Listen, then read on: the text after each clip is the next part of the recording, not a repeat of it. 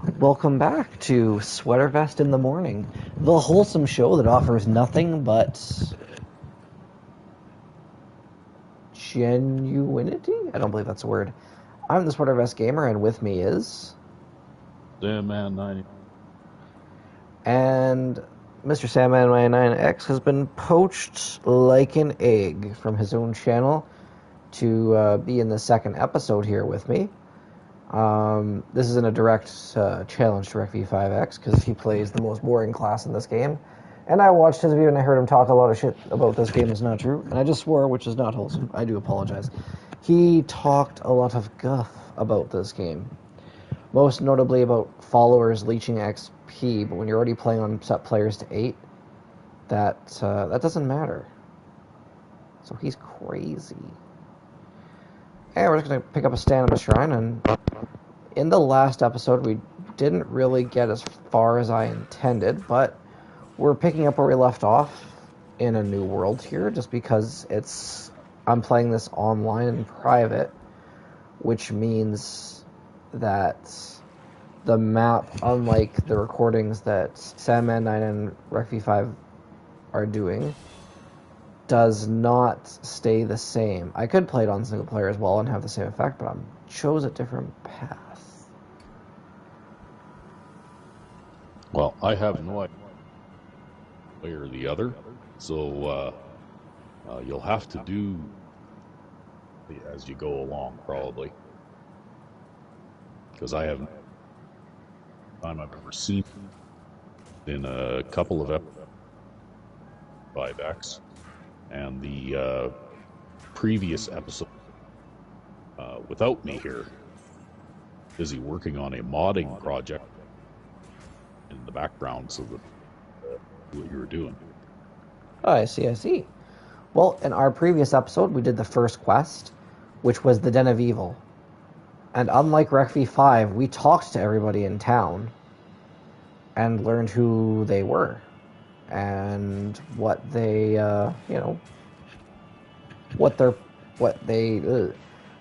we learned about Akara, we learned about Kasha, we learned about War Eve, and we learned about Geed and Charcy. And unlike Recv5, the quest we're doing right now is to kill Bloodraven, which you guys did in your episode, the rogue from the first game. Right now, I'm just looking for the exit while getting a little bit of XP here. As you can see, my skeletons are doing the work that I would do. And if you're paying attention, so that's Flabby. We don't want to go where Flabby is. We want to find the other exit. Oh, I turned my ball. There. And one day we'll catch that. It won't be today. Well, I figured it was now. Like echo in here. That's okay. I'm trying a different headset because the headset on my last video left a lot to be desired for the audio quality. Let's see if this other armor is better. It is indeed.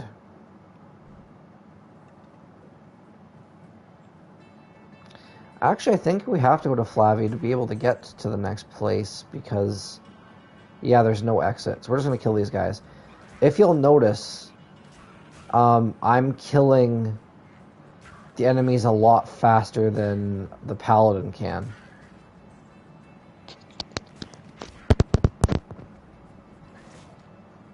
And... Okay. Test 1, 2, 3. Can you hear me? Yes, I can hear you. Can you hear me?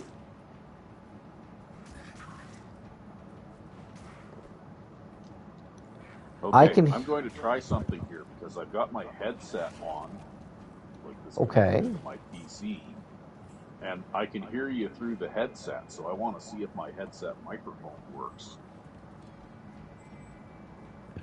Okay. Okay, can you hear me? Yeah, I can hear you just fine. Okay, test 1, 2, 3. Can you hear me? Yes, I can hear you just fine. Hey, it works. I don't have to wear this headset, this earpiece. Just make sure that you keep the earpiece as close to I can just you as possible so that, we can hear you.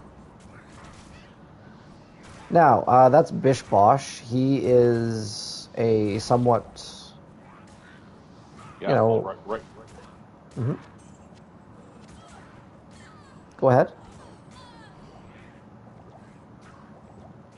I said I have my earpiece microphone covered up right now. Mm-hmm. So what you're hearing is my headset microphone. No, I figured that out. I was just talking about that boss I just slaughtered, and the fact that I'm killing things a lot faster than Recv5x can, mostly because he's on set players to 8, but also mostly because I am a necromancer. Just look how fast these guys tear apart any enemy that gets near me.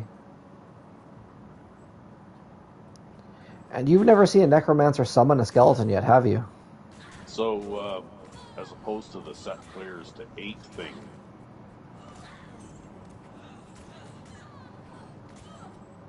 what exactly are you playing here? I'm playing Standard. I'm also playing a newer version of the game called Resurrected. And I'm going to show you how a necromancer summons a skeleton.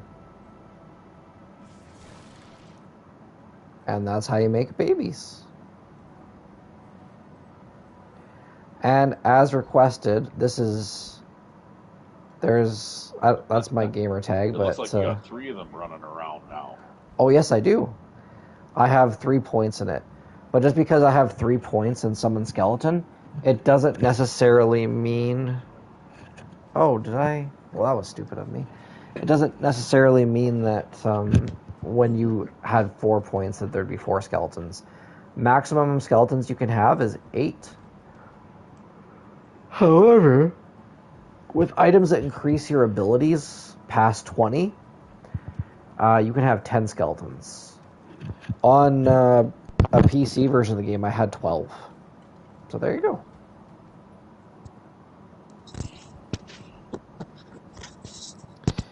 Now, just to give everyone a little bit of a recap of what we're doing while my guys fight this, we're going to do this.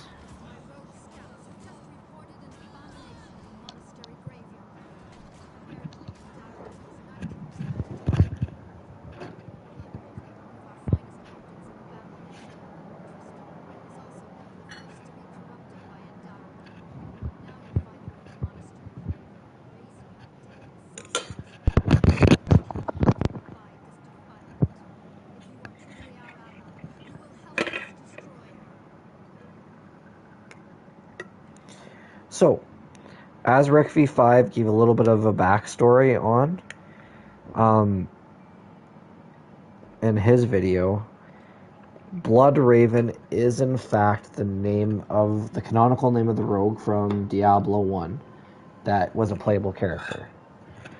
What he didn't go into, because he's a murder hobo in every video game he ever plays, is that Ondariel is the one that corrupted her.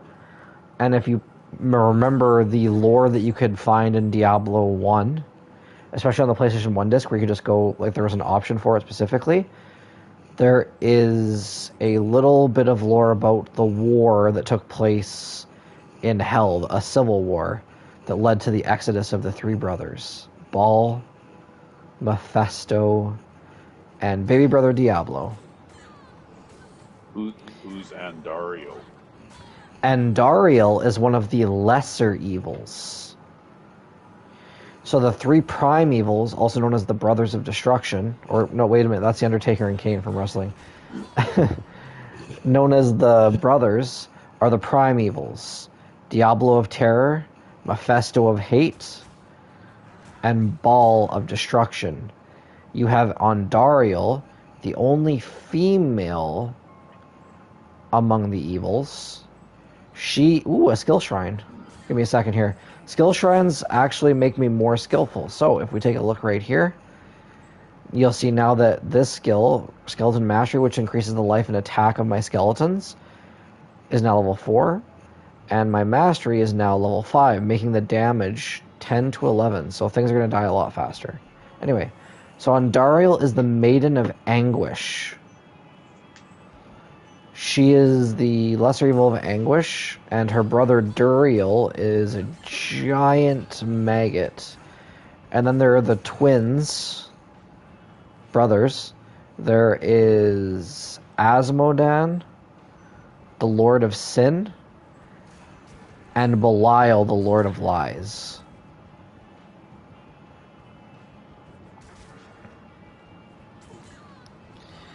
And there was a civil war in hell in which the lesser evils all conspired together to kick the primevals out of hell so they could have dominion over it. But Andariel and Duriel conspired with the greater evils, the brothers, to be banished to the mortal plane because it was part of their plan. And through more of this game and the lore, you'll find out why. Interestingly enough, this was all told to us by the Archbishop Lazarus in his mad writings and tomes in the first game.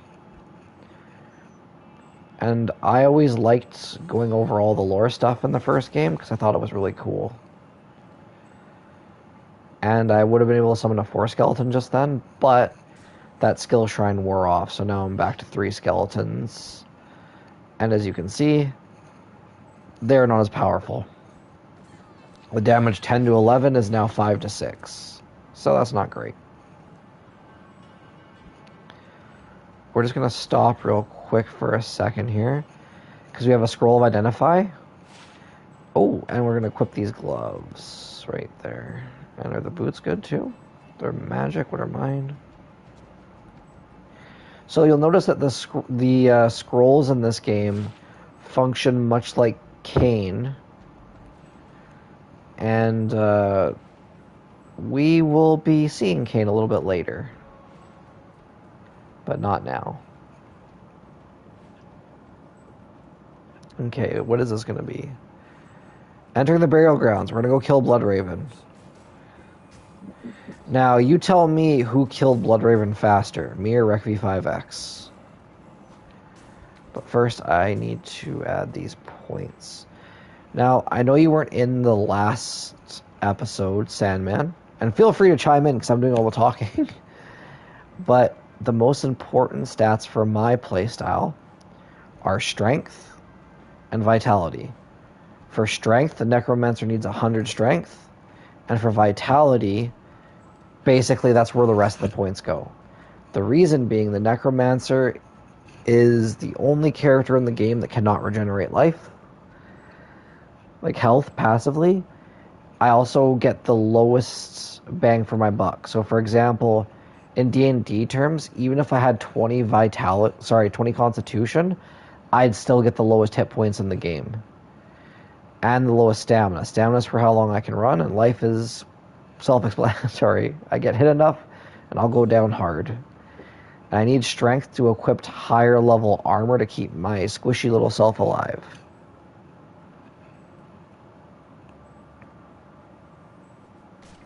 Are you still there, Sandman?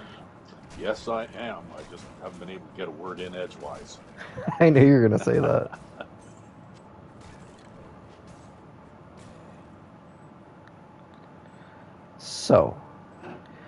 So you're saying then that your character passively regenerates health in this game? if I remember correctly, the barbarian does. I've never played the other classes, so I'm not sure if they do. I could be misremembering, but I believe they do. Except the necromancer.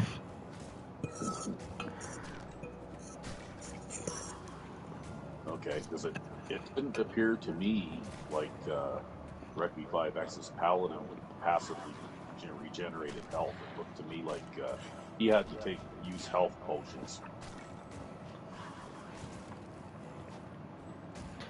Maybe I am remembering it wrong then.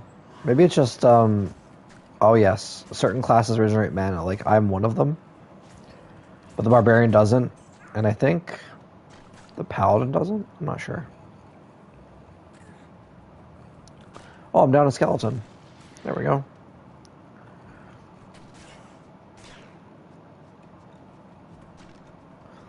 Now, an interesting thing about us having to kill Bloodraven. So the voice actress who worked at, well, was contracted by Blizzard North to do the voice of the rogue is actually the same voice actress from the... Let me try that again. The voice actress who plays the rogue in the first game is the voice actress who actually gave us this quest, Keisha. She's also in another game made by Blizzard called StarCraft, in which she's actually a very important and scary character. Now, we're going to take that healing potion, and we're going to, you know what we're going to do? We're going to run over to this. We're just going to run over to that well.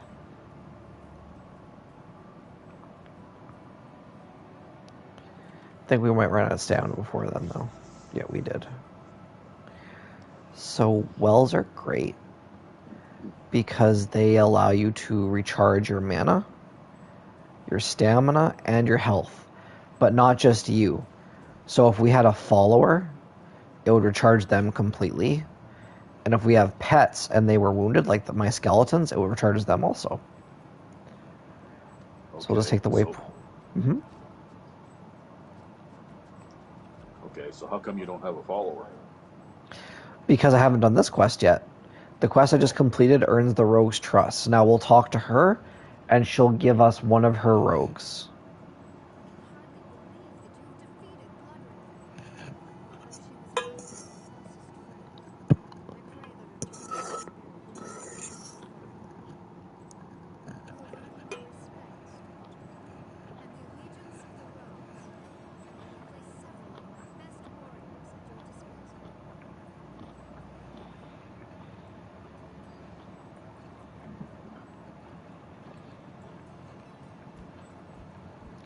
So we have a rogue now.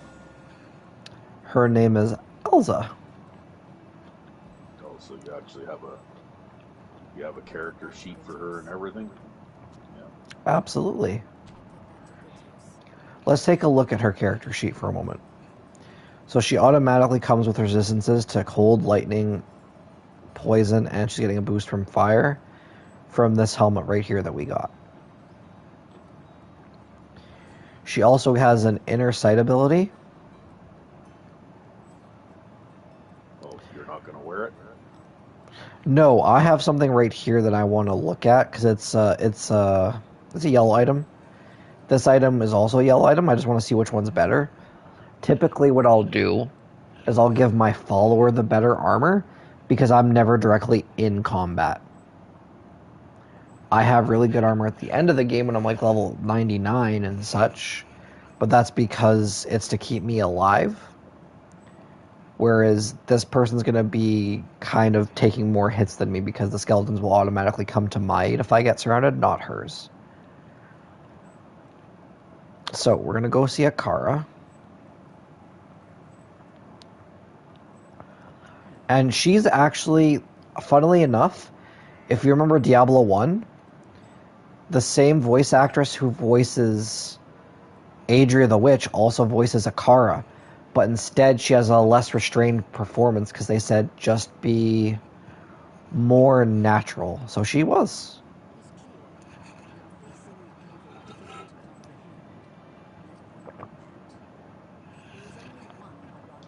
Well, I can't hear what she's saying anyway. The game is really quiet on my end. Yeah, I know. I figured that out. So what I'm going to do is I'm going to change that. Hold on. What are the old audio settings set up for?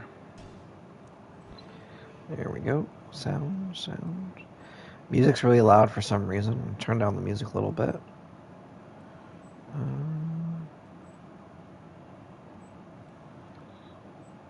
Yeah, I can't hear the music either, though, really. I turned down the music just now.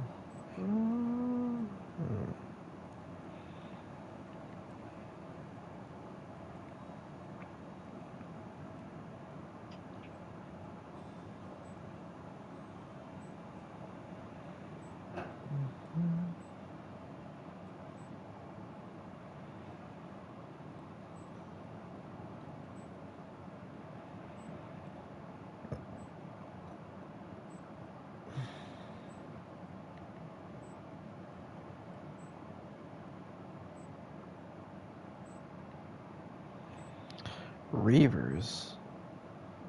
Oh, okay.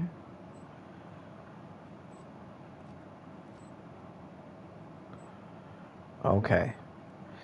We're gonna try that and see where it gets us. Okay.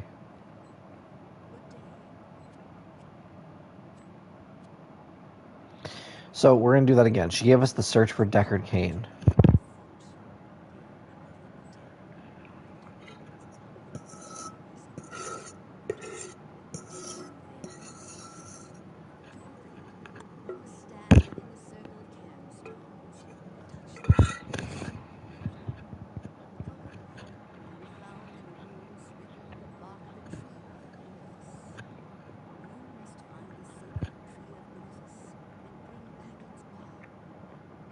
Okay, well, I can sort of hear her voice. It's not loud enough for me to understand anything she's saying, but... So basically she wants us to... Hold on here. I think I can fix this.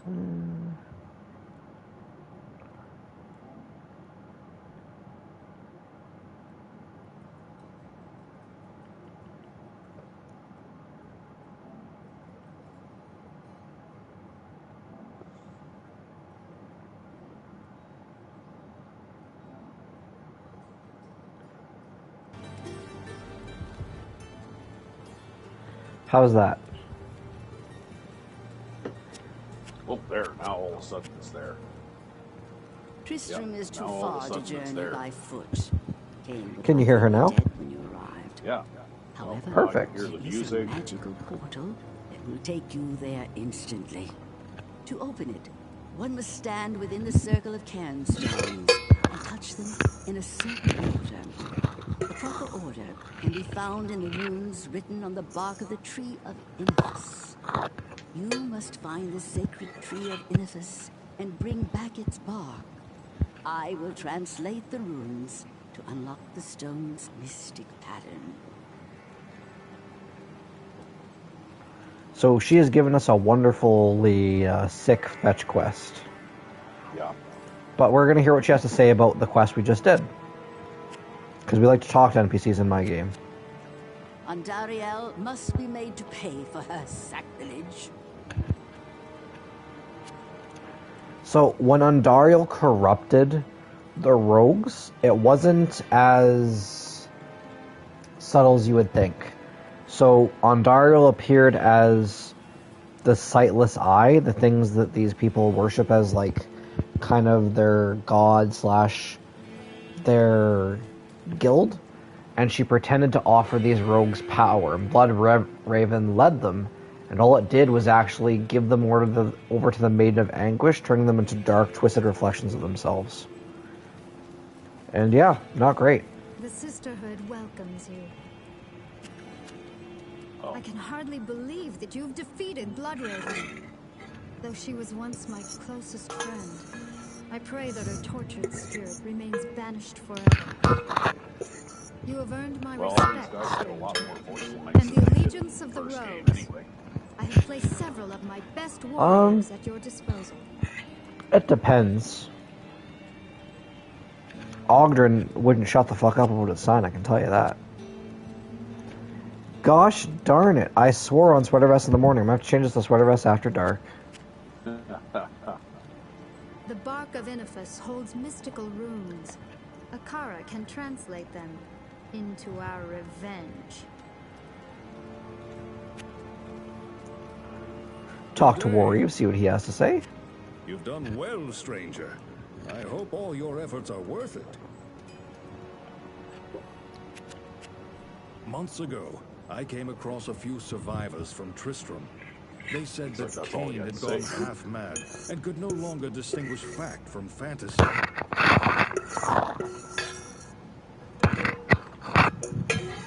Poor Cain. What are you doing there? It sounds like you've got a construction project going there or something. I'm sorry, I was eating salad. I'm done now, so no one has to hear it again. Good day. Some of those gals weren't so nice the first time around. I would sooner micturate in a tankard of my own ale than journey to Tristram.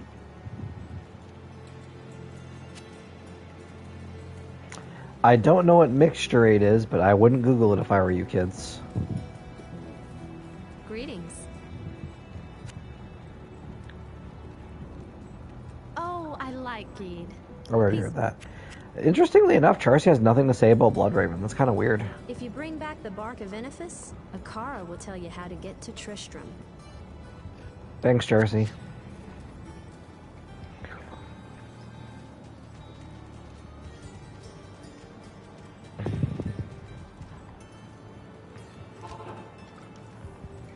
Well, you better get on that, man.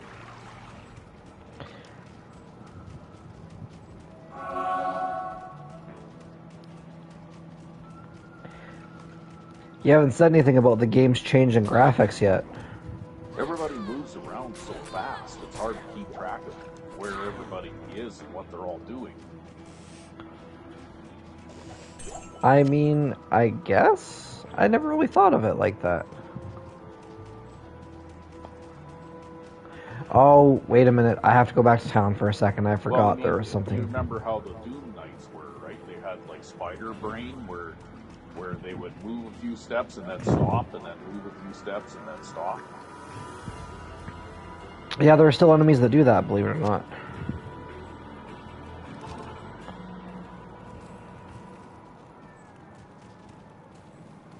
The Order welcomes you.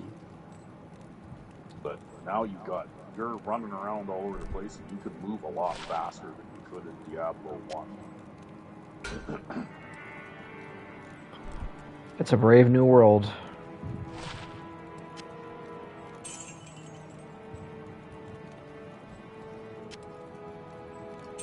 Can you even actually use that thing? I didn't have... Well, let's take a look. So it requires a strength of 40. My strength is currently 21, so no, I couldn't use it, but if I had a 40 strength, I could.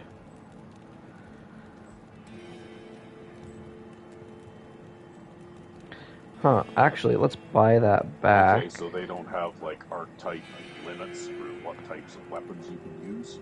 Or armor or whatever? No, they really don't.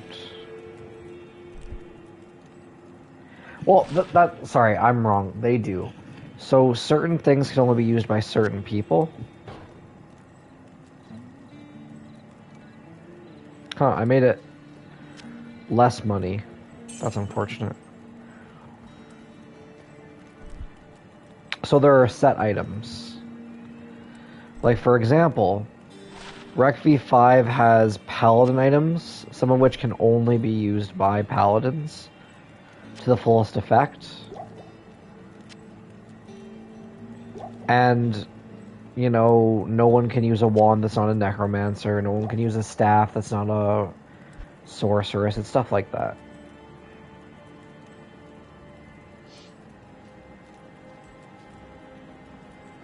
So that staff that you have equipped right now, I see you also have a shield. So what is that thing? Like a one-handed club? Yeah, the wand, you can use it as a one-handed club. It doesn't do very much damage, but the reason I have it is because it's giving me +1 to raise skeleton. That's the only reason I'm using it. Now see, this one right here, that's +3 to raise skeleton. If I could afford that, I'd be using it, but it's way too much money. Because we're wasting all our money on scrolls. Because I like to keep the scrolls stocked up. But eventually we'll get a big payday and it won't matter no more. Well, what you need to do is go to that shopkeeper and suddenly turn around and look amazed and point into the sky and say, "Look, it's the Hindenburg." And then when she's looking, you steal it, right? Yep, I mean, no one would know what the Hindenburg is, so yeah, that would be a great distraction. They might think it's a new demon or some kind. So yeah, that would do it.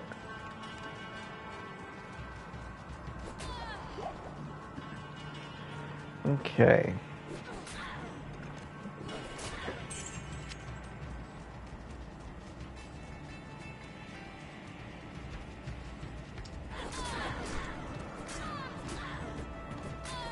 Oh, there you go. So now I have a ranged fighter who will shoot. And this one, she has cold arrow, and then she'll have freezing arrow when she levels up. So when level 6, she'll get cold, and level 30, she'll get freezing arrow.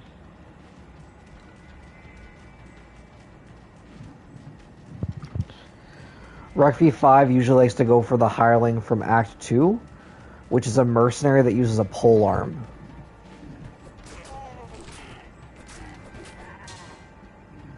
Because they're basically paladins. Oh, look at that, we found the Gehenna stones right away. Now we gotta kill all these carvers, which, as you remember from Diablo 1, are just recolored fallen ones. And their boss, Rakanishu. Which is that thing right there. Yeah. Except that they move around like crazy. Oh yeah. Like, I noticed everything seems to move faster, right? Well, I mean, it's kind of realistic. If something's trying to hit you with a big weapon, you're gonna run. And now Rakanishu is dead. Killed by an undead skeleton. So, we found the Gehenna stones. Or Karn stones, or whatever they're called. I say Gehenna because I played a lot of this one game that referenced them and made fun of the fact that they exist because of how famous they were when this game was massive. But right now what I gotta do is I gotta find a way to Darkwood. And if you were paying attention when you played with Recv5, that means I have to find a cave.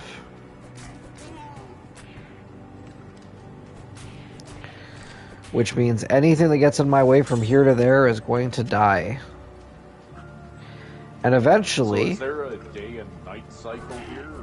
There is! Because I noticed it's really dark, and I don't remember it being this dark when Recv5x was playing. That's because when he was playing, he did the entirety of it, and mostly in the day cycle. So we found a bow that does 1 to 4 damage. Nothing for us, but our rogue that does 2 to 7 damage now does 2 to 10 damage, which is nothing, but if we find a magic bow or a better bow, we can just slap it on there.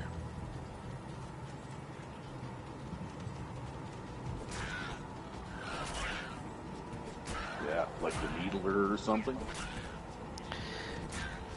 The Needler? Since when did you play Halo? No, that was the unique bow in Diablo 1. Oh, okay. I don't remember that. Yeah, the model of it looks like a crossbow, and it shoots like it has a super high attack speed, right? Like an attack rate. Well, I'm learning a whole bunch of stuff I didn't know.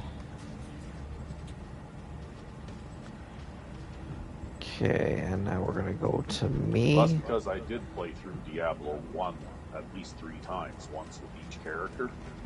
And when I was playing it through with the rogue, I found that bow, right? My favorite weapon was the Silver Axe of Maiming. It was a decent weapon.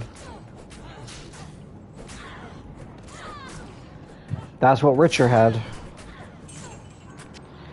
For those of you who don't know, Richer was the name of my character in Diablo 1.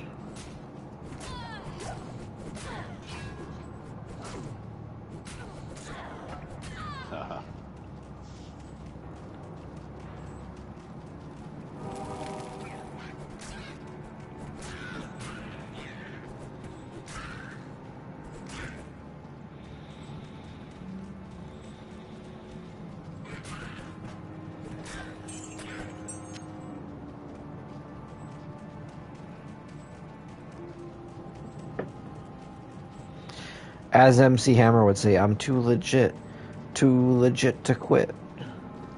So how come you didn't pick up that key? So typically I pick up the keys, but I'm not looking to open chests right now. Gotta give her some armor. I'll put that to good use. I hope so. We'll be selling a lot of stuff when we get back to town.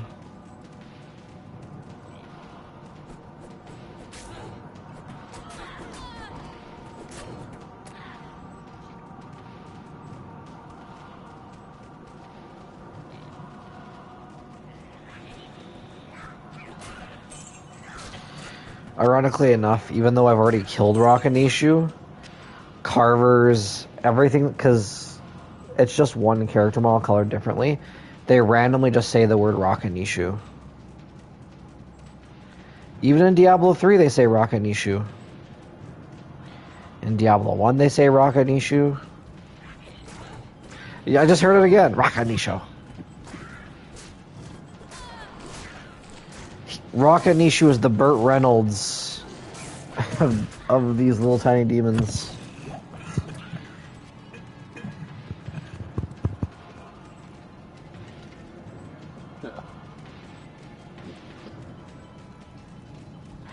Like you never saw that being in Diablo 1, right?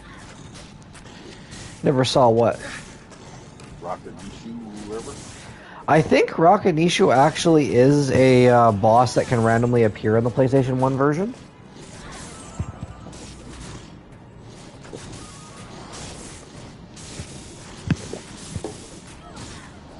Oh, but well then why would he be here? Lots of the bosses from Diablo 1 that were cut, a lot of the content from Diablo 1 that was cut ended up in the second game. For example, Ondariel was supposed to be in Diablo 1. Horizon, the Mad Mage in his Sanctum, which is in this game, was supposed to be in Diablo 1. So much stuff got cut for content that when they got the go-ahead for a sequel, they decided to refine and change the character models and just put it in this game. But, to answer your question, you can't kill demons in the Diablo-verse. When you kill them, especially the prime evils and the lesser evils, they basically have a short period where they're dead, but then they come back.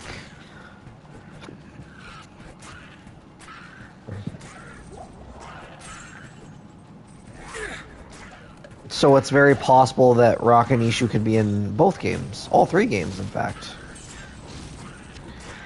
Because as a named enemy, they're tough. Now, I said this in the first episode, but you weren't here for... So go ahead. With big battles like this, you just kind of wander around with your hands in your pockets, right? Pretty much, yeah. Now, I know what you're probably saying. Sweatervest Gamer, why don't you kill those two guys? Well, I'm going to tell you why. I could waste my time and energy trying to kill those guys, or I can just sit here and wait. Because they can only use that spell such a finite amount of times. And the fireball, too. My skeletons are just going to keep killing the things that they... Look, they run out of Goju, see? Only this shaman right here can still bring things back from the dead. But when there's only one of them, and there's only three... So, when there's three shamans and two of them are dead, and the rogue and the other two skeletons have killed all the other guys that they're resurrecting, makes the fight a hell of a lot easier. Because my skeletons don't get tired. They're like the Terminator. They're just going to keep coming. Whereas they're going to run out of the ability to resurrect their little guys. Yeah, but wouldn't it be easier to kill the thing that keeps bringing them back to life? It would, yes. I'm at such a low level, I could swing. I'd miss a few times because I don't have great dexterity. So I can't really hit what I aim at all the time. So I could do it. But I would get hit in the process, and there's a chance of me dying. A very, very small chance. Because I've been playing this game for years, but it's still a chance.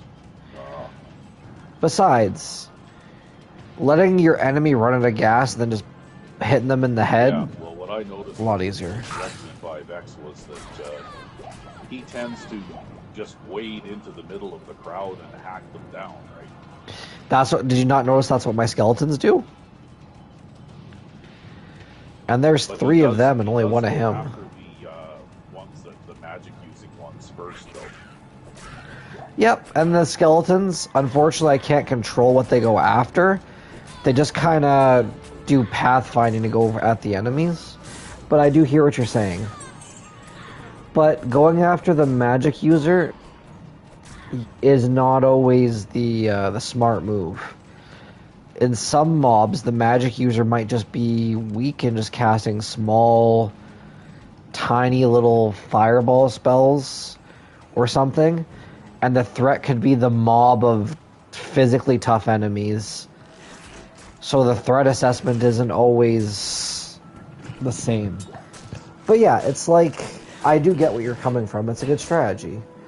Like when all 3 of us used to play Dragon Age Origins, I would instruct my entire party to kill the mage first, because when you play the game using the trap exploit, like I used to. You got to, because the mages in that game will kill you if you don't. Yeah, especially because when I left Lothering, I was usually between level 25 and level 30. When you're that high a level, all the mages in the game, even the basic nobody mages, become very devastating. Which is why with that I would build that anti-mage Templar you showed me how to make, and it was devastating. But you always target the magic user first, followed by the assassin, and then you just kind of beat the tank to death. Because the assassin will get up in there and one-shot you from behind if you're not careful. Ooh, a ring. I guess that means me and that skeleton archer are going steady.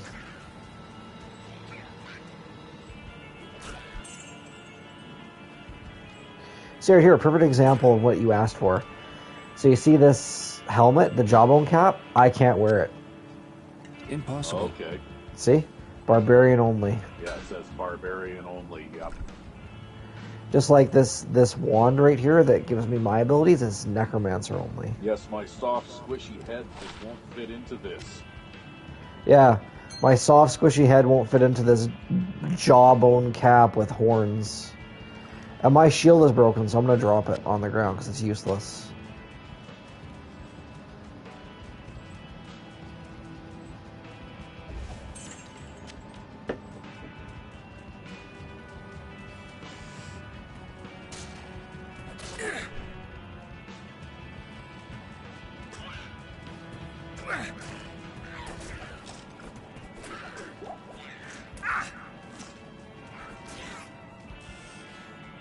It's Is locked. that you getting hit? What's going on there?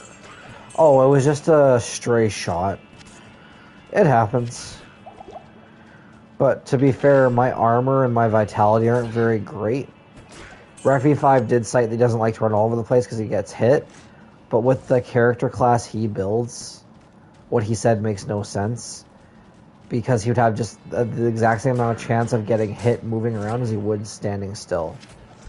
It does not He gets matter. hit a- Yeah, he gets hit a lot, actually. Yep, and he has a chance to kill himself accidentally because of the damage. Surrounded by hordes of enemies all the time. So what we're gonna do is, you see that tree on the mini-map and the tree at the corner there? That's where we're supposed to go. What I'm gonna do is, I'm gonna let Sandman talk out of his ass for the next 30 seconds while I get a root beer.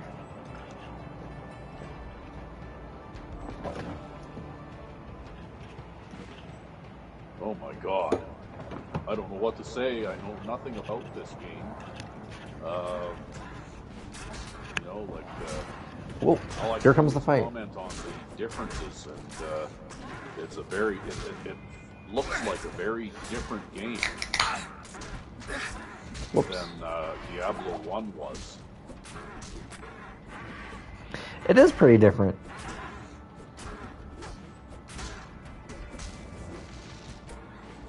And Treehead Woodfist has just got beat to death.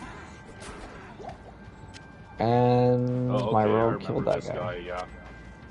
Recv5x. This tree shines with inner spirits. And yet, if me and him were playing right now, the same level, before he could catch me, the skeletons would beat him to death.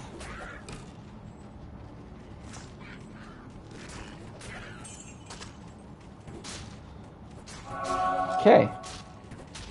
Now, we are going to go back, but actually I have to do something quickly. We're going to use a town portal.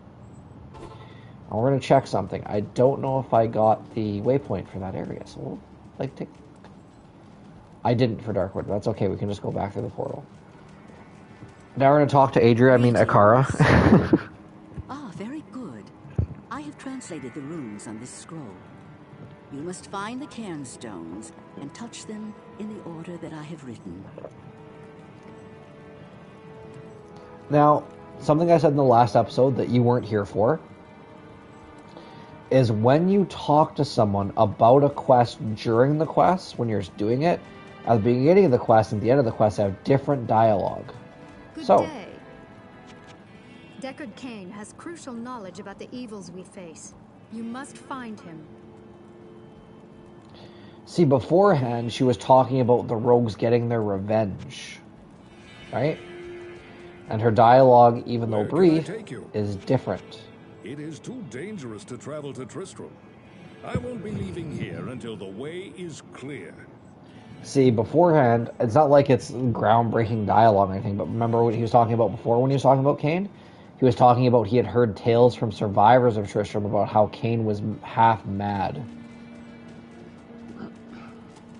And Geed was talking about, Greetings. Stuff. I'm told that Tristram now resembles a mead hall after a barbarian wedding. I will wait here for your most glorious return. A mead hall after a barbarian wedding. The bar looked like it was destroyed by experts. Geed paints a beautiful picture with words, doesn't he? Using his tongue as the paintbrush. I have heard that Tristram is now in ruins. Without Cain, I fear for the ruin of all of us. Yeah, you didn't remember that particular quote? I did not. But here's the thing. I want to show you something that you still haven't commented on. How come you have not commented on this?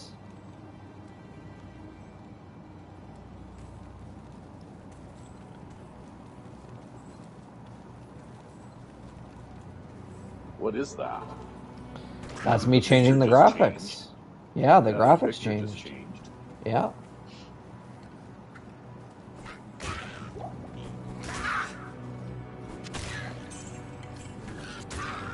See, I like this better, and this is easier for me to see. The problem is, everything's slightly more erratic and laggy when it's like this. But when it's like this, it's more uniform and easier for newer players to get kind of a handle on. Yeah, this is definitely brighter. Mm-hmm. But to tell you the truth, after watching numerous episodes of Diablo 1, with Recv5x. On the lighter monitor, yeah. The other video mode is still easier to see than Diablo 1 was. I'm not having any trouble seeing what's going on, really. I am overburdened. No, I mean, like, all the running around is a lot easier to see when it's kind of muted. Because this is like brighter and darker at the same time, kind of gothically. And this is a different style that kind of needs comfort from the eyes. Yeah. But I noticed also you get a...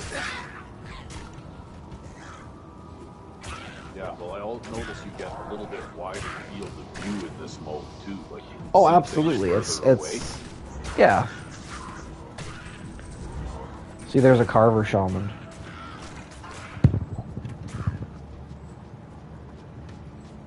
And he's already dead. To quote Arnold Schwarzenegger, he's dead already. Hey, are you gonna watch season 2 of Fubar when it comes out? Hello. What is Fubar? Oh, you didn't see season 1 of Fubar? No. Oh, it's great.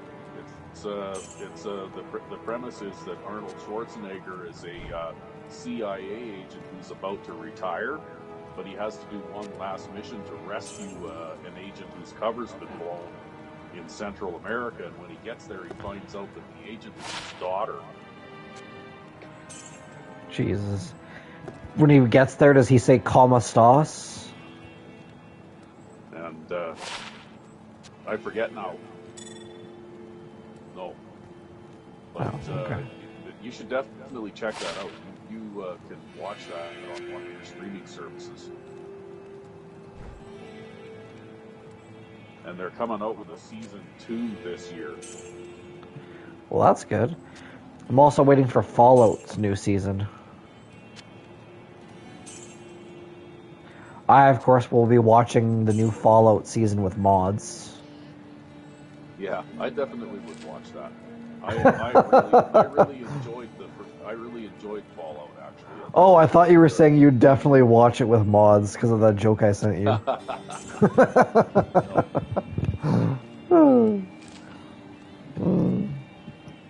Gets funnier every time. We're just gonna see if she has a wand I can use. I saw that Recv5x was doing a trick where he could regenerate the stock too, right? You can do that, but if I was gonna do that, I would just keep doing it until I got what I wanted. It wouldn't make for great TV. But thank you for mentioning that. It shows that you were paying attention, which is good. You should do it just once, just so people can see it. I can't do that here. You know, I will in Act 2, just because there's going to be better stuff in Act 2. Way better armor, and I want to get the best armor I can, because I don't like to be unprepared. So we'll do that for Act 2. I promise.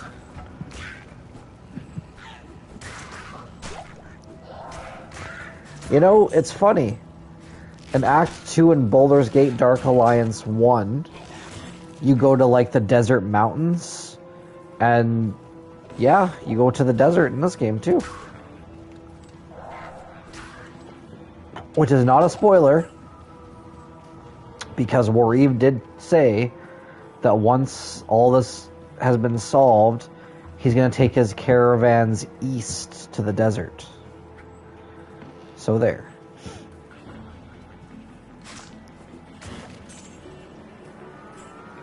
Oh, and you're going to hitch a ride or what? Yeah, absolutely. And then you're going to see some cutscenes that will give the game more context on the narrative of what's going on. Well, I know that the whole basis of this game is that the dumbass from Diablo 1 stuck the sharp pointy thing in his forehead when he should have just dropped it in Marianne's trench. It's coming through here, and this is why all this trouble started, right? Hold on a second here. To be fair, you're not wrong.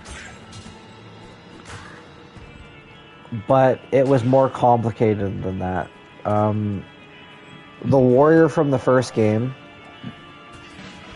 aka Recv5's hero, aka what Recv5 wants to be every day, had some issues.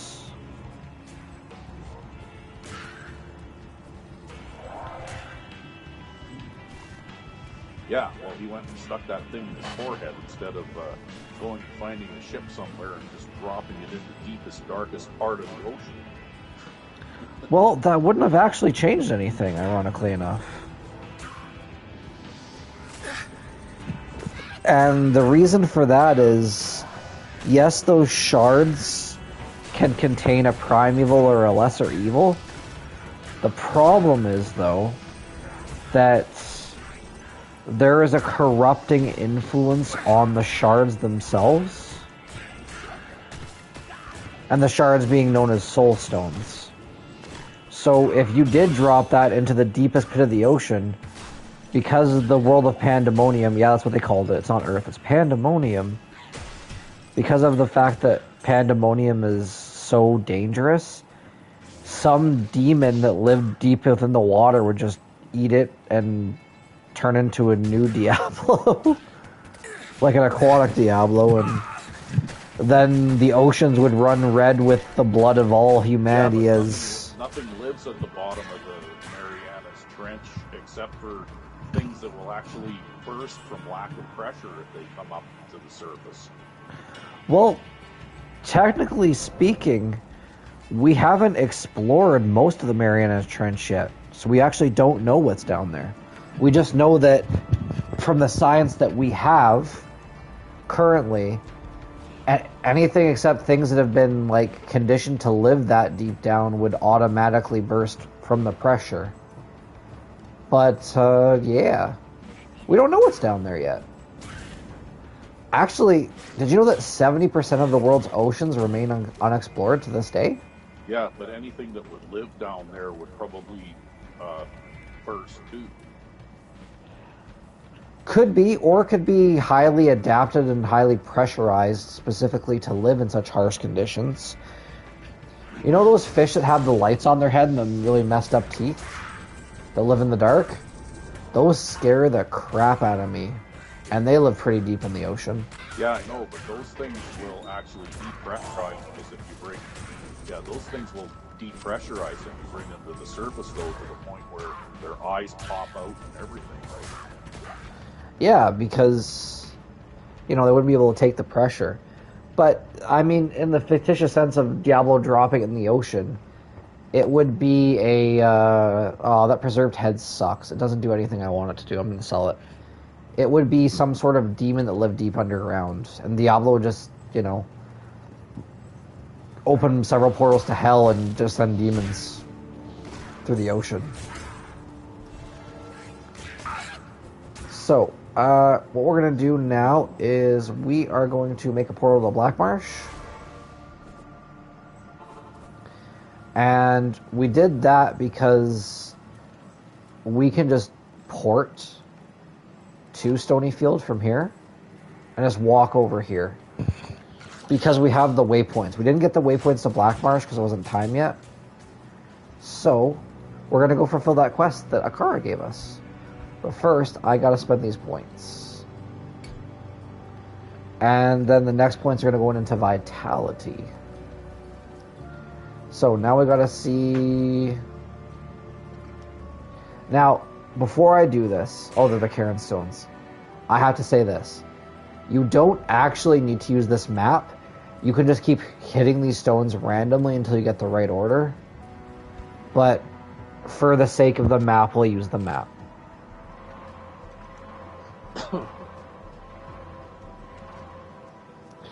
Okay, so upside down mana symbol for Magic the Gathering denoting blue is first. Then weird little ninja thing. Then regular mana. Then someone's bed, and then a donut. Sure, why not? So upside down mana first. Then it's the weird little ninja. Where's the weird little ninja? I think it's this one. Then it's going to be the upside down mana symbol. Then it's going to be followed by the couch, and then the donut.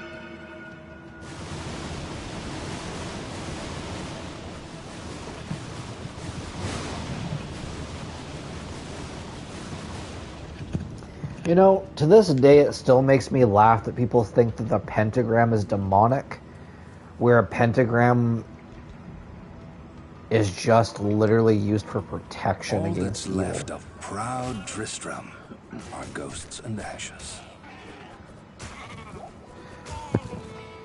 Did you? Oh yeah, you guys got to Tristram in his game, didn't you? Yep. So you already know what befalls that poor little Wirt the peg-legged boy. Yep, we did.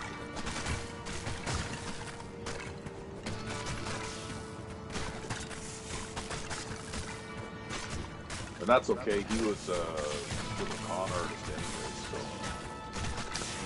Well, he was doing it to get Jillian out of there, so he's not all bad. Like enough money to get like safe transport for her and her grandmother. Poor Griswold. God, he's tough. Yep, Griswold the zombie.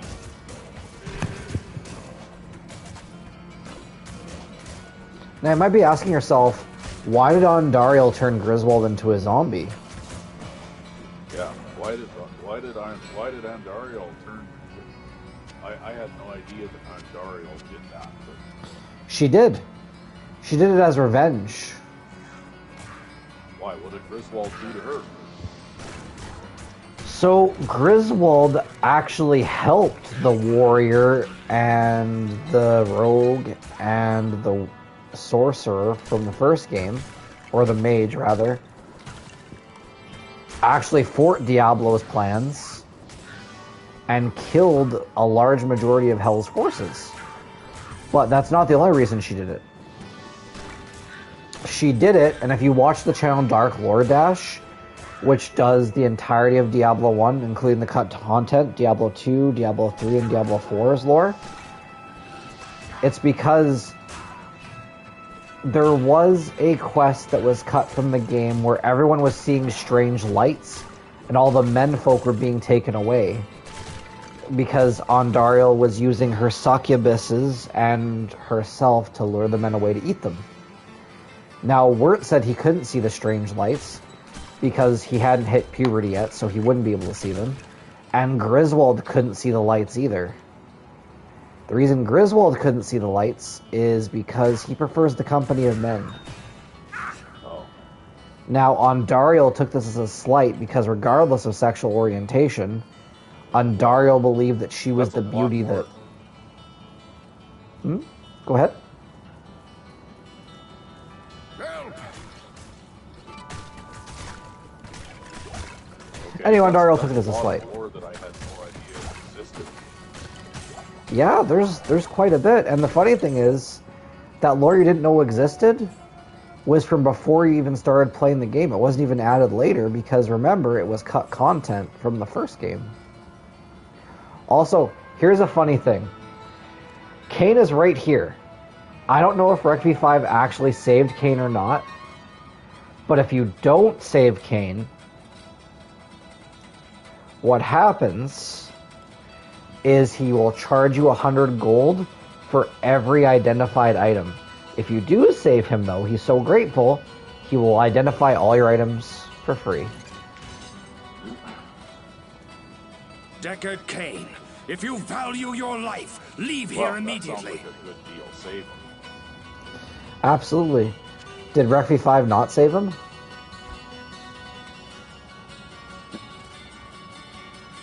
Did he? Oh yeah. Because I remember several times he was telling me that saving Cain was a waste of time. So he just does his own thing anyway. Yeah, you can have identify scrolls, that's fine, but I remember him telling me once that saving Cain was a waste of time, and I told him, yeah, but it saves you money. I can't carry anymore. And then we argued about him being lazy, and it was fun. Now, let's go back through that portal and get Kane to identify all our stuff that we don't want, and we're going to sell it. Did you pick up Wort's leg or what? Oh yes, it's right here. Don't worry, I stole that crippled boy's prosthetic leg, you betcha. This is definitely going to have to be a Sweater Vest After Dark episode. I'll have to change the tags. So what happened to the wizard anyways from Diablo 1? Does he appear in this? He is in this game. And you'll see him in Act 2. So, what happened is, after the events of Diablo 1, the wizard, the mage, the sorcerer, whatever you want to call him, he went to Lut Golem, the city in the second act that we go to. Now, the reason he went there is because he knew his friend was infected, and as a token of my gratitude, hold on a second. I will identify items for you at no charge. Regrettably, I could do nothing to prevent the disaster which devastated Tristram. It would appear that our greatest fears have come to pass. Diablo, the Lord of Terror, has once again upon the world. As you know, some time beneath Tristram, and when our hero emerged triumphant from the labyrinth beneath town, we held a grand celebration that lasted several days. Yet, as the weeks passed, our hero became increasingly aloof. He kept his distance from the rest of the townsfolk and seemed to lapse into a dark, brooding depression. I thought that perhaps his ordeal had been so disturbing that he simply could not put it out of his mind. The hero seemed more tormented every passing day. I remember he awoke many times, screaming in the night, always something about the East. One day he simply left, and shortly thereafter Tristram was attacked by legions of foul demons.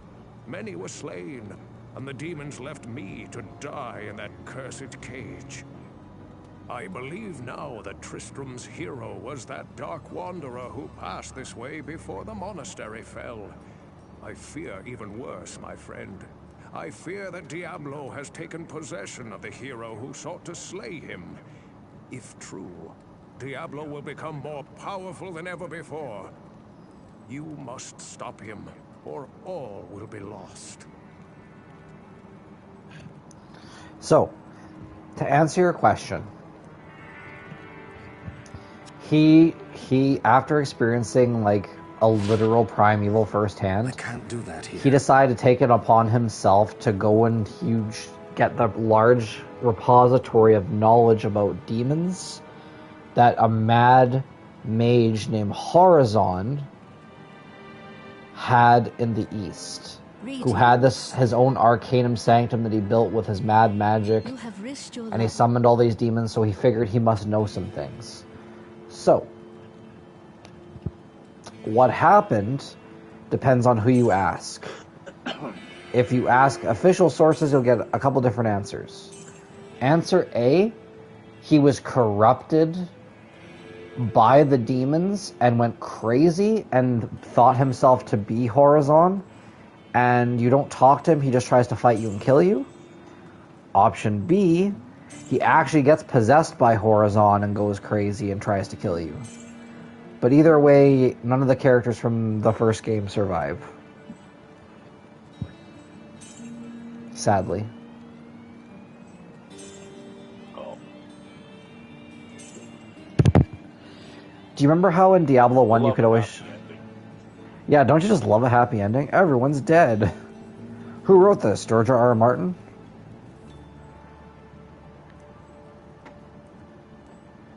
Do you remember how in the first game, every time there was those cows, you could walk up to them and the character go, "Yep, that's a cow. I'm not a milkmaid." Well, there's a reason for it. If you take Wirt's peg leg and the Scroll Town and this Toma Town portal and combine them, after you beat the game, it takes you to a secret cow level where cows stand on their back legs and they have bardaches and they try to kill you. And you have to fight the Cow King. And that is a real thing. I'm not pulling your leg. That's a real thing. Hello. How weird. It is pretty weird, but it's also kind of fun. Let's replace the tiny little potions with big potions.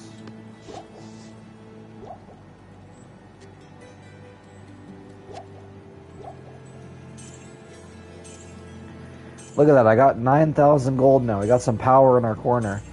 Now, I'm selling things like amulets, rings, gems, all that. Because I don't need it.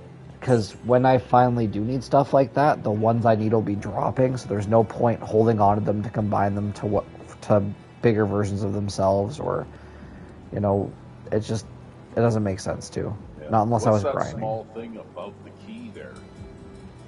The small thing... Oh, that's a stamina potion. If I drink that for a limited amount of time... I'll show you. See, my stamina bar is blue now, and I can run infinitely until it wears off, and then my stamina bar will go back to yellow, and it would start to degrade when I run. It's pretty useful. Oh, well, I guess you just wasted it now. I did. But as I was not planning on using it and I was going to sell it and forgot to, it's not a big deal. Ironically enough, the wand I wanted is too damn expensive. Look at that, though. Plus 2 to raise skeleton. Plus 2 to skeleton mastery. Not a bad weapon. Screaming wand of the bat. Well. You can't afford that. Nope, I can't. Now we're going to the Black Marsh. Actually, we have to talk to everybody about Cain. Because in my playthrough, we talk to people. Good day. Ah, Cain is here. Another customer. I haven't been this pleased since a love-starved maiden let down a bit more than her hair.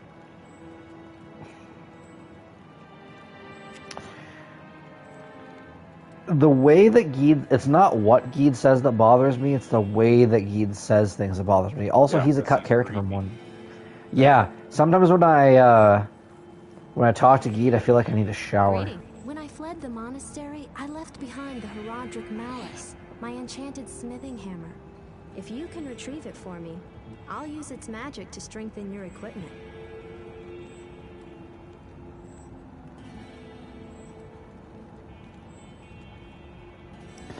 I must just have a sign on my back that says I'm the General of the Minutemen.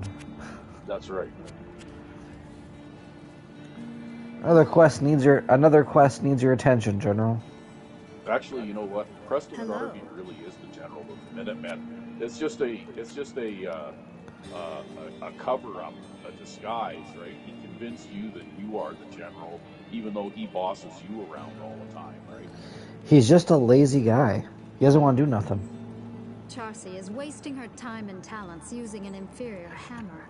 Had she the Herodric Malice, she could make the steel sing and craft you a suit of armor as impenetrable as the Great Eye.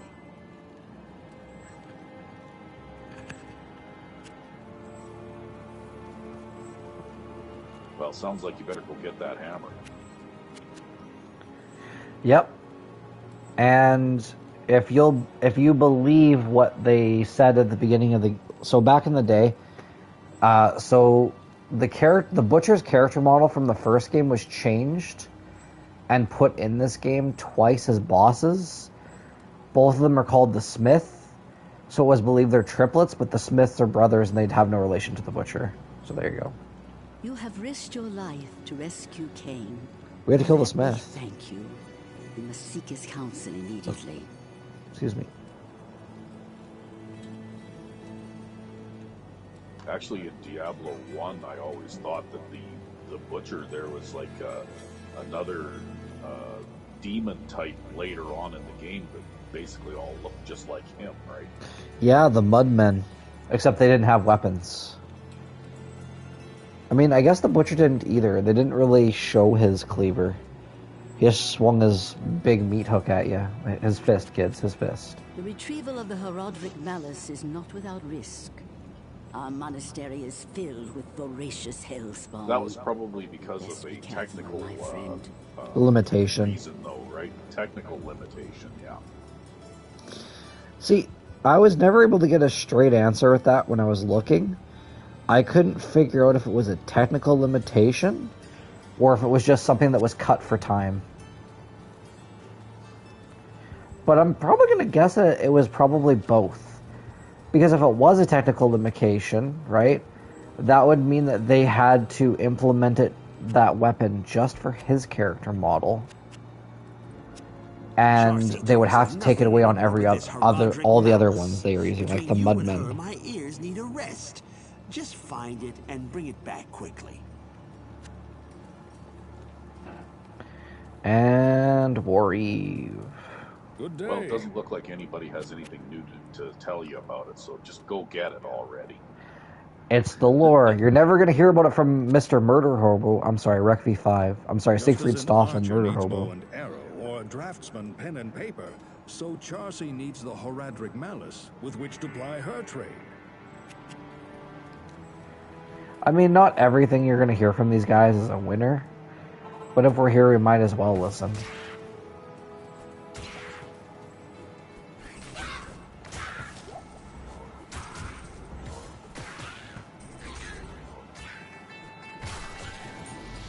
Hey, look, a shaman.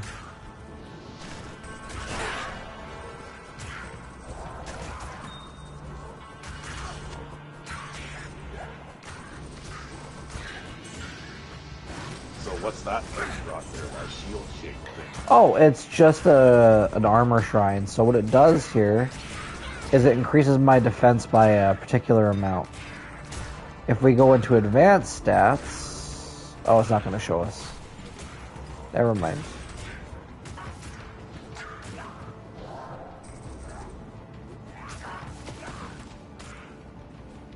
Also, giving my character, like, an armor shrine is a waste. If you gave it to someone, like, say, a barbarian, or a druid or a paladin, it could increase their armor exponentially. Like, we're talking, like, multiply it.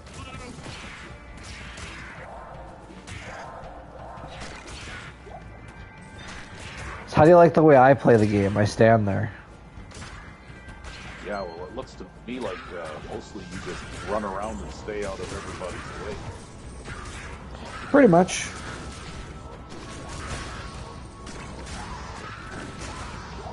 So you don't cast spells or anything? You just raise skeletons and then run around while they kill everything? Right now, yes, but that's not going to be true later. It's just, that's the way you play this class for now. At least the way I do.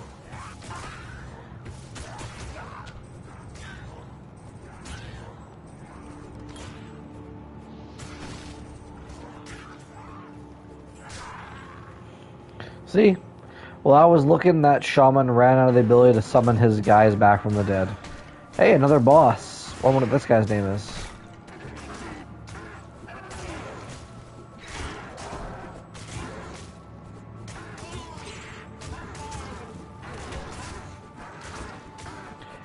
Bile burn the Mauler.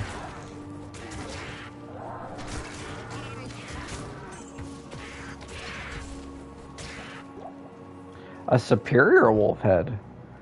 Let's see. Creeper. That's a little sell for something.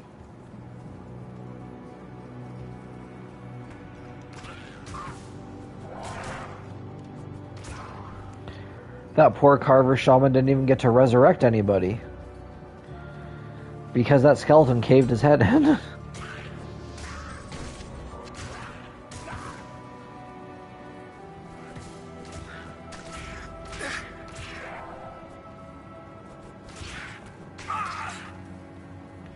Oh, there it is, right there.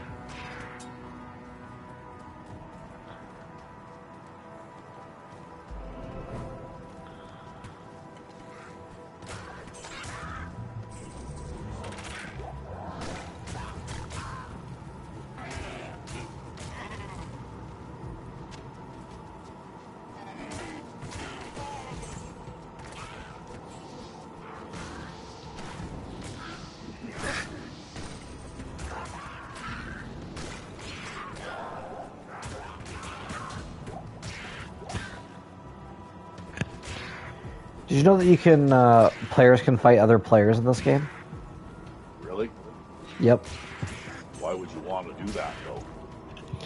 Oh, it's mostly for bragging rights, and what'll happen if you actually end up killing another player, they'll drop their gold and stuff. You don't steal it because that's considered poor taste, but they'll also drop an item called the character's name. Oh, +2 to raise skeleton. Yes, please. Their character's name and then ear. So it's kind of like, oh, I beat this guy one time, kind of thing. Look at that. My skeletons are even more powerful now. So what do you do with that potion bottle or whatever that is? That's a severed head. So every class in this game has items or set items that only they can use, that provide bonuses to only them. The Necromancer has severed heads. Now the severed heads take a couple of forms. There's a straight up just skeleton head, and then there's a demon head, and then there's a person's head preserved in a bottle. Now these provide bonuses. You can use it in your offhand like a shield, but it doesn't actually... It's not a shield. How did you get that head inside that bottle? Great question, right? So it's buffing me. +2 to raise skeleton. And if you look over here, I'm getting +1 to raise skeleton, so I'm getting 3 points to raise skeleton, which means my natural skill would be 5, but I'm getting 8 points in it just because of my items.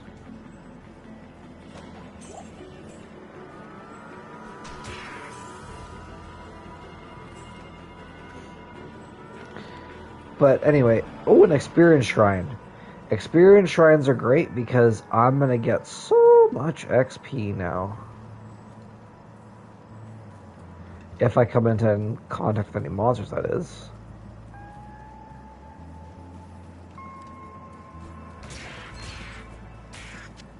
Yeah, you're here to kill them all. They're just not trying hard enough or applying themselves.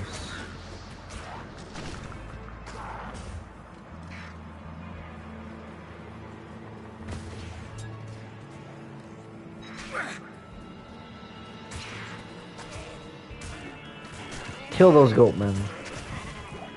They displease me.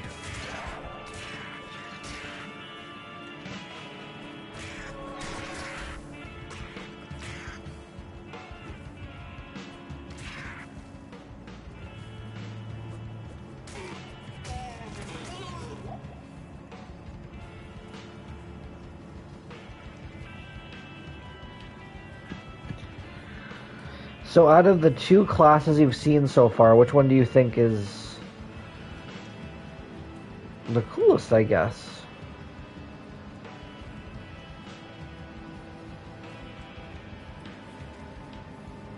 Well, I don't know. Neither of them are really to my taste, because I've always favored the rogue archetype in these types of games.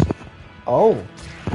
Well, there's a character called the Amazon, and she can fire a bow, make a Valkyrie clone of herself, and she's basically an overpowered version of the rogue from Diablo 1. I think you'd like her. So they didn't keep any of the original character classes, eh?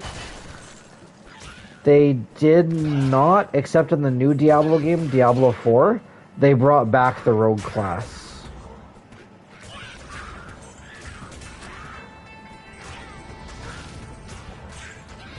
Well, there's a Diablo 4. Yep, there's a Diablo 4. Oh, how do they go from Diablo 2 to Diablo 4? So... Because I'm told that there was never a Diablo 3. You're told there was never a what, sorry?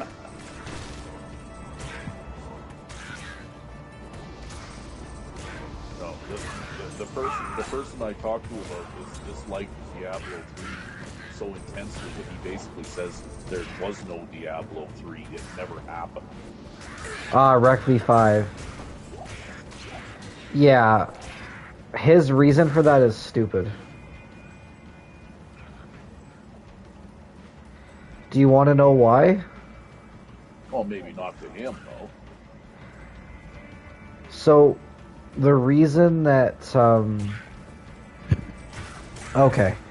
So, the reason he does not like it is because, and this is the only reason, it has nothing to do with gameplay. It's because, do you remember the warrior from Diablo 1?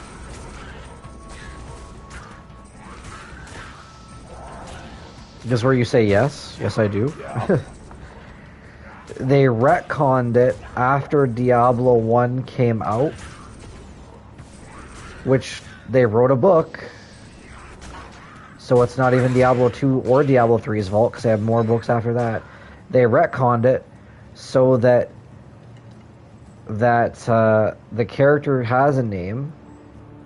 He's not the warrior anymore. His name is Aiden. Reeks of death. And he was King Leorc's eldest son. And he was the big brother of Ulbrich. The boy that was possessed by Diablo that you kill at the end of Diablo 1. Oh. That's why he doesn't like it. Except Diablo 3 had nothing to do with that retcon. It just appears in the game. Because a book that came out for Diablo. Does the game play pretty much like this one does? Diablo 3? No. But after I finish playing Diablo 1, sorry, Diablo 2, I'm going to move on to Diablo 3. And I'm going to do a poll so people can see which character they want me to play.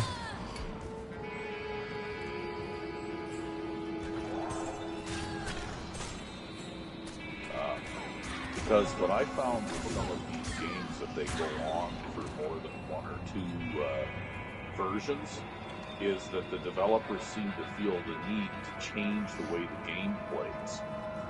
Yes, For example, they did. In Dragon Age, just from 1 to 2, the gameplay changed considerably. And then they apparently have changed it again from Dragon Age 3 to Dragon Age 4. Yes, they did. And what happens is that people who liked the original game Origins don't necessarily like the way that the newer versions of the game played. Well, I think they liked Inquisition more because Inquisition gave you the stop and freeze time element part like Origins had. And I kind of harkened that back to a little bit. Which a lot of people really, really liked. Yeah, I think with Dragon Ages 2 and 3, though, the thing that I didn't like was that button mashing thing that you ended up starting to do in order to do attack combos and that kind of thing, because I find that button mashing type of play to be exhausting.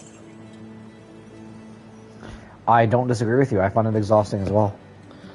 Sometimes. Whereas in Dragon Age Origins, when you told a character to attack this enemy, well then you didn't have to keep mashing a button. That character would just keep attacking that enemy until you told them to stop.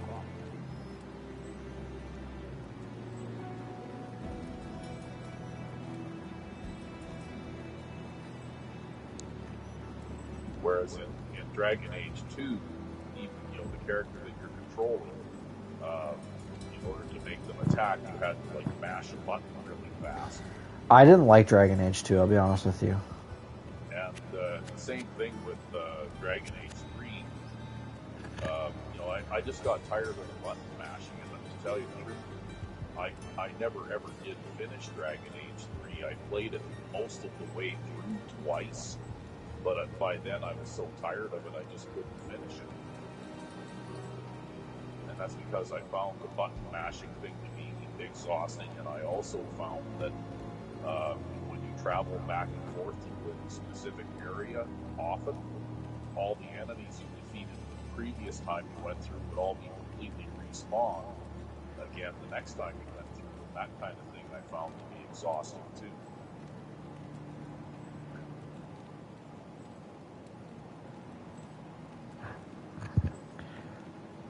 The dangers there are not solely architectural. Once inside that wretched place, many succumb to a vile miasma. So, the Forgotten Tower is... Have you ever heard about that crazy countess from Louisiana who would, like, bathe in the blood of her servants to, like, retain youth? Well, they basically appropriated her story for this game. And Archbishop Lazarus... Sorry? I think The Sisterhood welcomes you. what you're thinking of is someone named Bathory.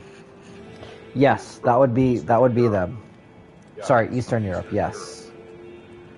The tome speaks of Like treasure, Countess yet all we have Bathory, found are death, supposedly delirium, and bathed disappointment. in the blood of young women. Yes, Murdered. that's correct. And if we did found the tome, I didn't find the tome yet in the overworld, but what it says is it's Archbishop Lazarus's voice actor talking about the horrible things she did and all the wealth she had and how she was killed. That tower marks a place of danger. There is an epic poem about it. How much sorrow one can stand was tested there. Where can I take you? Rumors of treasure are no different from rumors of any But other anyway, kind. getting back They to hold Dragon false Age promise thing, to those who should I know saw better. some gameplay of Dragon Age 4, which came out before Christmas, Mm-hmm. and it looks like they've completely changed it. It's now like an action RPG. Let's deal, and there my isn't friend. even the tactical element to it anymore at all. That doesn't make sense. The only wealth you're likely to find there is a wealth of vermin. Was before, and there's no you can't Good to control see you. the NPCs in your party or anything like that. They just all run on autopilot all the time. That old tower is as rotten That on doesn't the make any inside as sense. it appears on the Just play outside. Baldur's Gate I instead, heard kids. that several sisters came to a gruesome Yep, that's end when a right. stairwell collapsed on them. Or if you like Warhammer, go play Rogue Trader. Hey, Rogue Trader's a great game. Never played either of those games. You've played Baldur's Gate. You own it. No, you said something or other trader. Yeah, Rogue Trader and Baldur's Gate. I don't know what Rogue Trader is. So, rogue traders in the Warhammer universe are people who go from planet to planet trading resources, and they basically have the authority of a diplomat, and no one can tell them nowhere to fuck off. And they can recruit aliens, which is a no-no. They can get space marines to help them, the space nuns, and you basically just do whatever you want. And no one really has the authority to stop you or tell you no.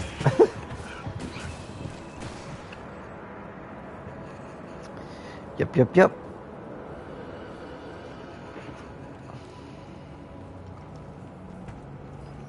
Whoa.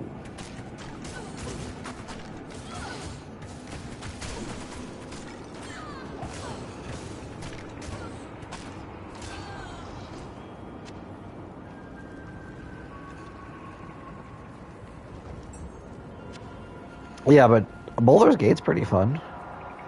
Yeah, it is. It's a very good game. Well, you're talking Baldur's Gate 3? I mean, any Baldur's Gate game. I've never seen a Baldur's Gate game that was bad. I actually own the first two on PlayStation 4. And I have the Baldur's Gate Dark Alliance 1 and Dark Alliance 2 on PlayStation 4. And when I beat Baldur's Gate 1 and 2, the originals, on PlayStation 4 with their expansions, and I have the money to get Baldur's Gate 3, I shall. I think it'll be fun. So I know we're rushing through this dungeon a bit, but we really just want to go down and kill the Countess.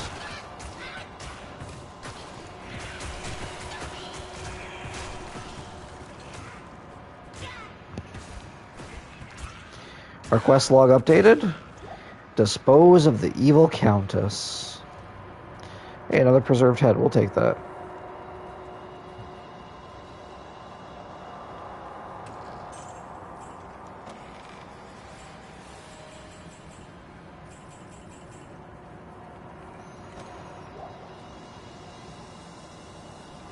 Wow, look at all the pieces of gold on the floor there.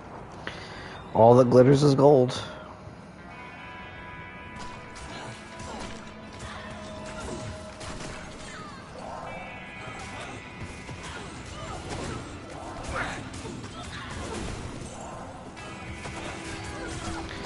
Now, if this was Skyrim, I'd be killing all these rogues.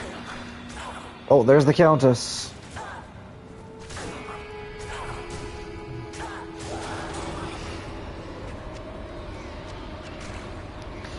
And I'd be going back and forth between towns selling all their crap.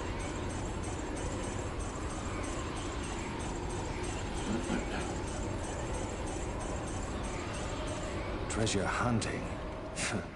Treasure finding. Well, you know what? After picking up all this gold, you won't need to continue on with this quest. You can just buy yourself a mansion somewhere and retire. Yeah, fill it with undead strippers and blackjack.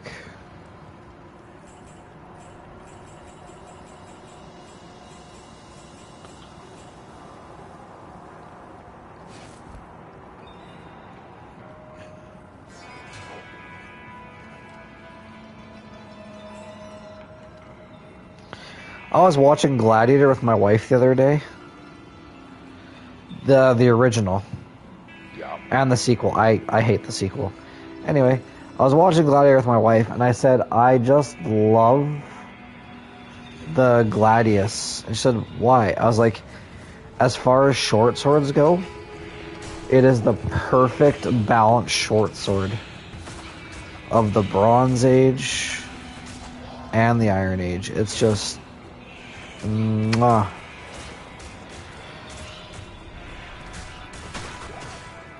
And that's that whole story. There's nothing more for me to say there. These are runes. They're important.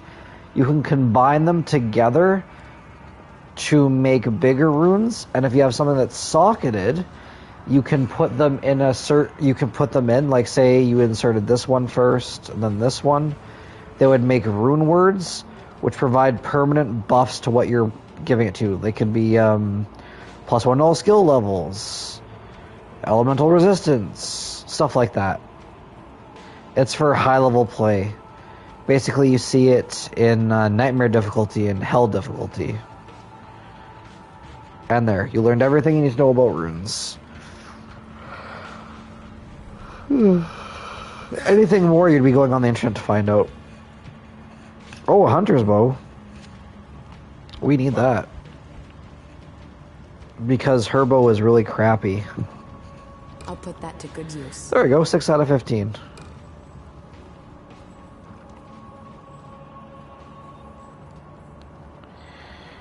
Usually a lot more magic bows drop in Act 1. I'm surprised we haven't gotten any.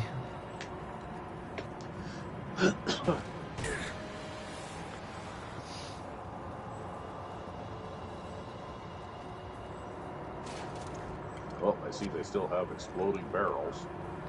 They do.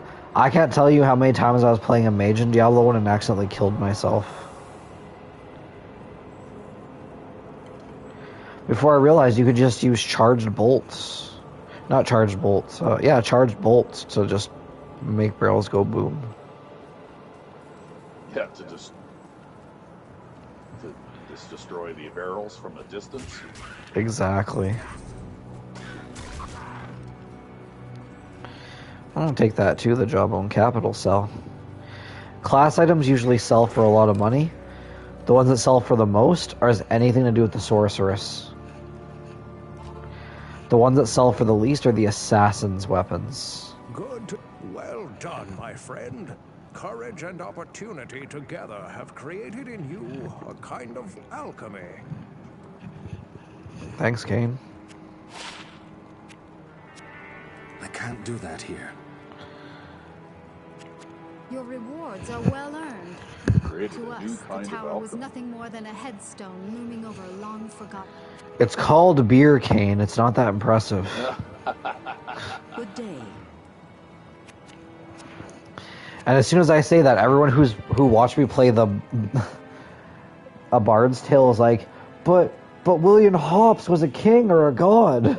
I thought the stories of treasure in the tower were nothing but lies. Charlie Hobbs. God bless Charlie Hobbs. Beer, beer, beer, totally beer, beer, beer.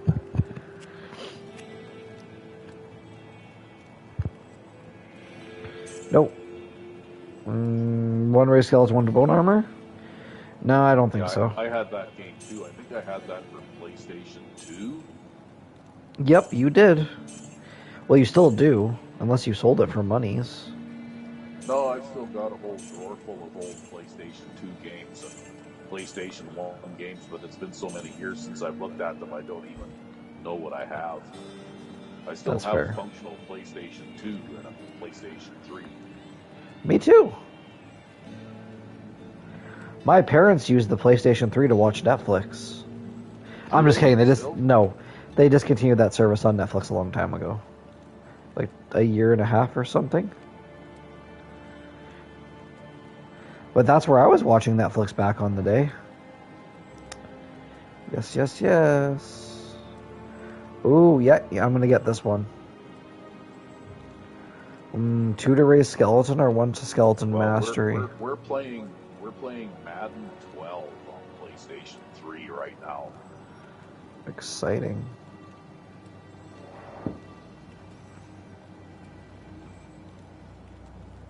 Yeah, and it's an awful game. It's got to be the worst game in the entire series, I'm sure.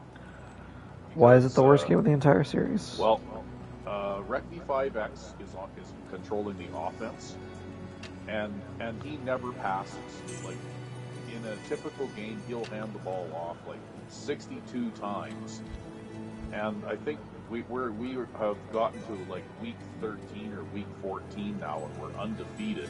But he's completed like 2 passes in the entire season. Why is he such a ball hog?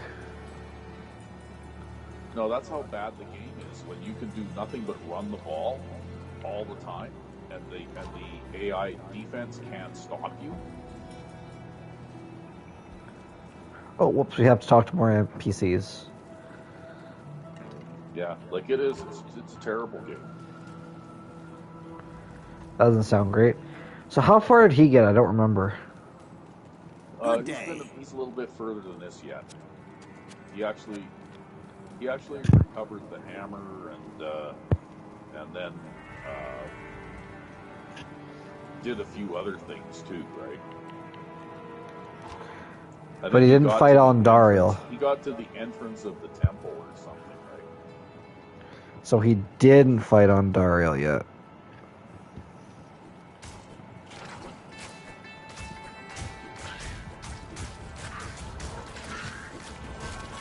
I guess not. No, you would remember on Dariel. You'd be like, "Really? This was in the game?" That's probably going to be your reaction when you see what Andariel looks like. But remember, it looked like this, not like this. It looked like this.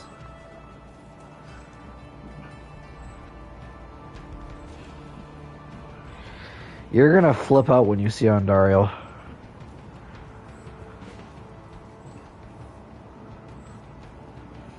Beer, beer, beer, tiddly beer, beer, beer.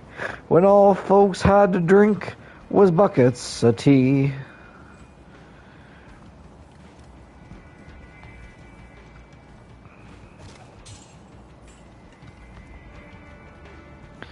Oh, it's bad luck to be you. The prophecy is never coming true. Yeah, I remember that. And then something, something, something, and the bollocks you'll be struck.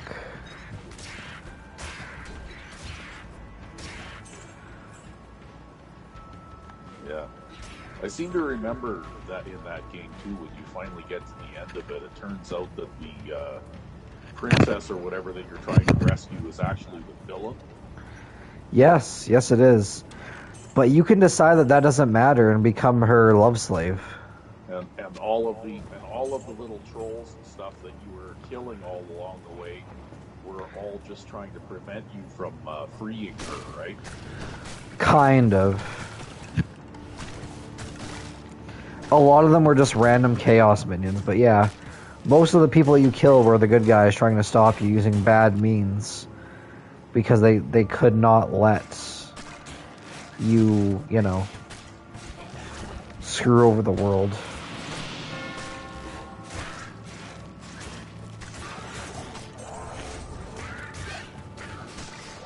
Yeah, I have to say that game had a very, very different twist on the genre.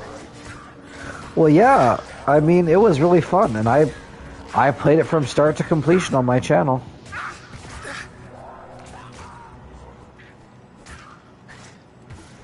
But not the version you have. I have the remastered and re-snickled version. It added some things that were omitted from the base game.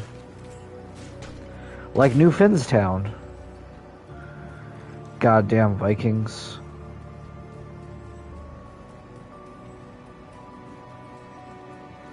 And a Xena reference. Oh, really? Yeah. One of the shields was from from Zena's breastplates. It's a small shield. It's pretty funny.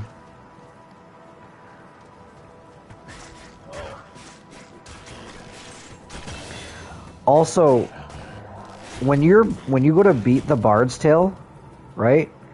Depending on who you have in your party, all of your party members that you can summon, which is quite a few. Why do I have 2 skill choices? Oh, I forgot to add one. Okay, well, we'll do this. And this.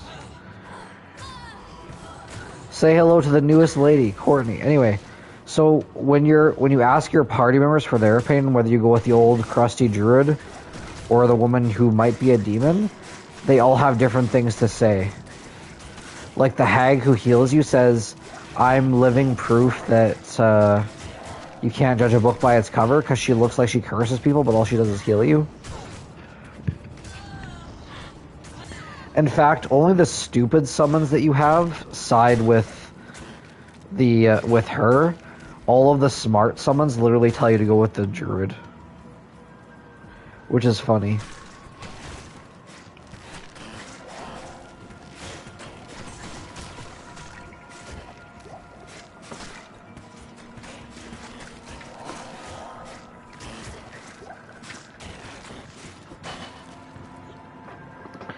What level is she now?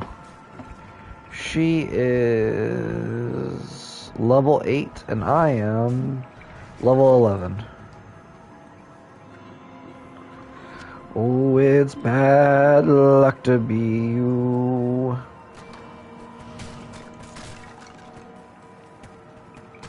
This place has the stench of demons about it. Every time you open the door, fresh meat.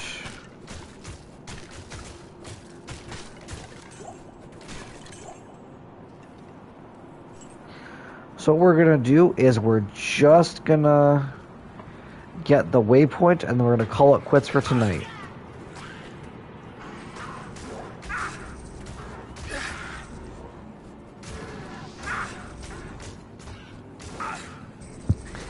And then I'm gonna have to watch the video and see if the audio quality's improved any.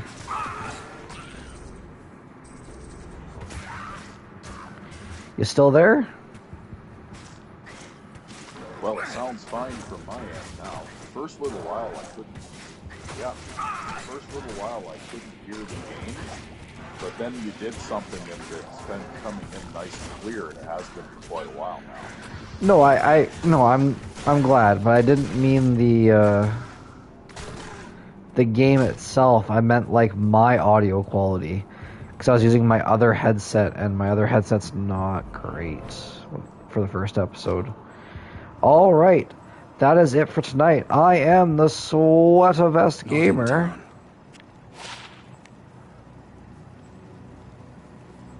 Not in town. And I'm Sandman099. Who is very shy, because that took a second. And until next time,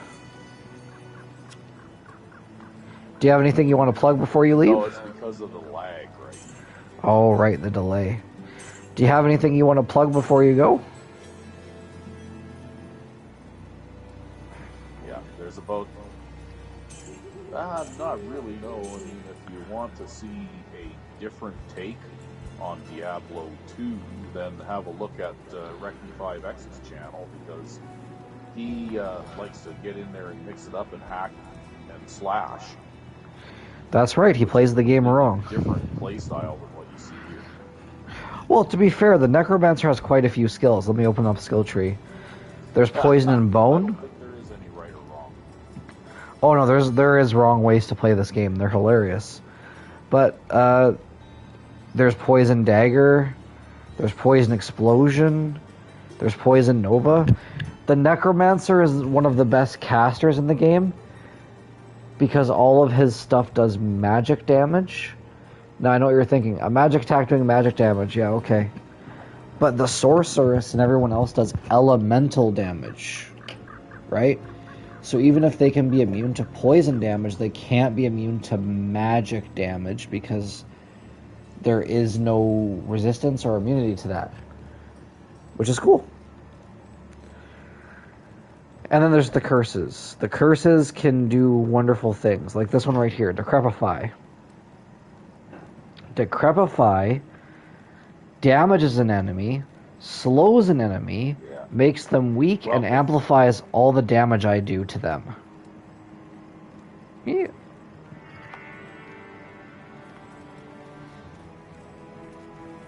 Well, if I was playing this game, I'd probably have to play it on console so that I could use a controller.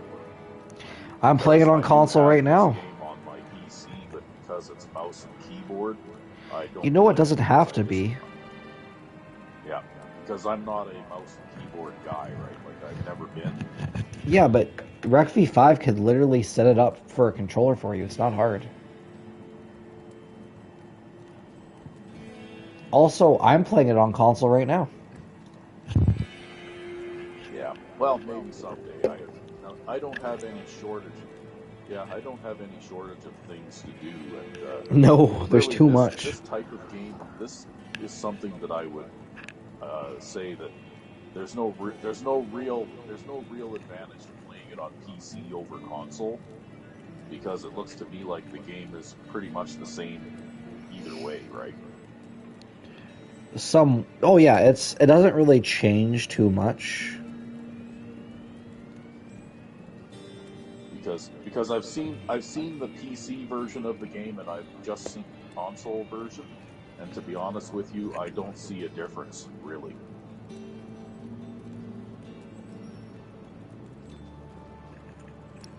There's not too much of a difference, no.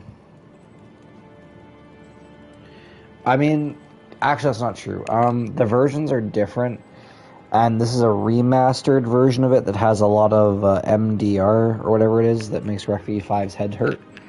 But yeah, there's some subtle differences. But I will let you guys go for now, and I can't wait to see you guys next time. And don't forget to watch... What else are you guys doing right now besides Diablo?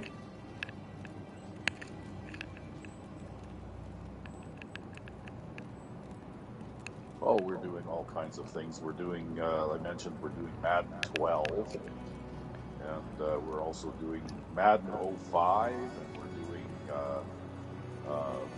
Fallout 4, and Fallout Vegas, and Skyrim, and whatever else catches our attention, even just for a short time. I'm glad. And maybe one day after we do this, you can help me do Diablo 3. But we won't tell Recv5, or otherwise he'll have a shot. And to be fair, he's pretty good shot with a Nerf gun, to be fair. Was never released.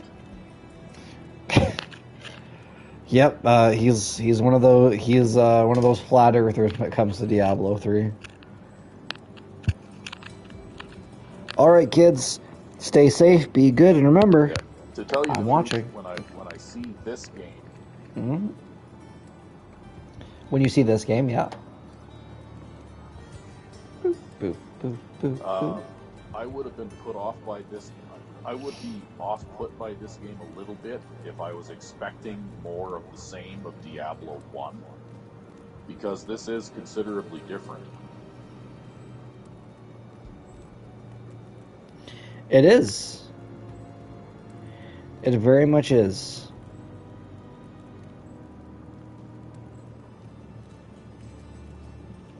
But different isn't always a bad thing. Now, I haven't played Diablo 4, so I can't tell you how the Anyway, gameplay works, but you they're sound fun. like you want to wrap this up, so I do. I just want to go to bed. Good night, guys. Thanks for playing.